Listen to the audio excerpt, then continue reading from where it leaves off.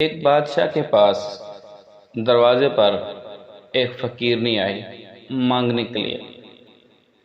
بادشاہ کو فقیرنی پسند آ گئی، اس نے نکاح کر لیا۔ ابھی سویرے فقیرنی ہی تھی، شام کو ملکہ بن گئی۔ منٹ لگا، فقیرنی تھی، مانگ رہی تھی، ہاتھ پھیلا رہی تھی، شام کو ملکہ بن گئی۔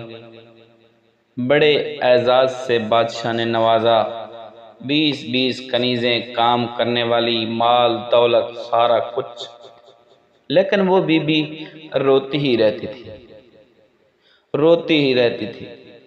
کبھی قرآن مجید پڑھ کر رو رہی ہے تو کبھی مصلی پر بیٹھی ہوئی رو رہی ہے۔ صبح سے شام تک 20 دفعہ روتی ہی رہتی۔ بادشاہ نے حکم دیا کہ جب یہ نہ رو رہی ہو تو جو مانگے اس کی تمام مانگیں پوری کر دی جائیں، لیکن وہ روتی ہی رہتی، روتی ہی رہتی۔ ایک دن جو تمام کنیزوں میں سمجھدار تھی اس کے پاس آئی اور بولی کہ اے بی بی، تو کیوں روتی ہے؟ یہ بات ہمیں سمجھ ہی نہیں آتی۔ چلے ہم مجبور ہیں، نادار ہیں، تنگ دست ہیں، بے اختیار بھی ہیں، تو مالدار بھی ہے، با اختیار بھی ہے، موج میں ہے، تو روتی کیوں ہے؟ وہ کہنے لگی، تمہیں پتہ نہیں ہے میں کیوں روتی ہوں؟ میں اپنے پچھلے حالات کو دیکھ کر روتی ہوں، اپنے ماضی کو دیکھ کر روتی ہوں۔ میں سوچتی ہوں کہ میں اس قابل تو نہیں تھی، اس نے نظر کرم کر دی، کہیں میرے حالات کو اس رونے کی وجہ سے اللہ بخش دے کہ میں اس قابل تو نہیں تھی، اسی وجہ سے روتی ہی رہتی ہوں۔ میں خود کو اس قابل سمجھتی ہی نہیں تھی کہ میں اب ملکہ بن چکی ہوں۔ سردار نو کیتیاں ادا پردہ چا پایائی، تیرا بھلا ہو سے۔ اے قابل نہیں تھی جو مجھے میرے اللہ نے نوازا ہے۔ پھر ان نوکرانوں سے کہنے لگی، آؤ میرے ساتھ بیٹھو، میرے لیے دعا کرو کہ جو میرے اوپر شفقت کرتا ہے، ہمیشہ میرا ساتھ رہتا ہے، جو مجھ سے کبھی خفا بھی نہیں ہوتا۔